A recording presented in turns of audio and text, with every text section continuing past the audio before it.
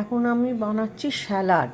তার জন্যে আমি একটা স্যালাড কাটার মেশিন নিয়ে নিয়েছি, কাটার। এবার এই কাটার দিয়ে চাপ দিলেই আমার স্যালাড বনে যাবে। প্রথমে শসা কাটলাম, তারপরে নিচ্ছি পেঁয়াজ,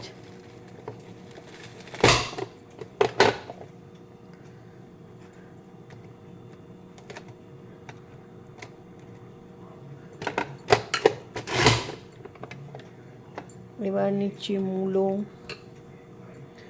এখানে আমেরিকা এরম ছোট ছোট লাল মূলো খুব পাওয়া যায়। তারপরে নিচ্ছি ছোট ছোট গাজর। এই ছোট গাজরগুলো খেতেও ভালো, খুব মিষ্টি।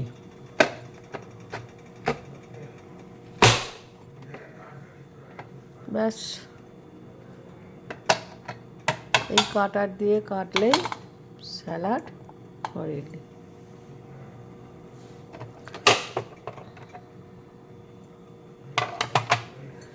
এই যে এর মধ্যে মূলো, গাজর, শসা, পেঁয়াজ সব আছে।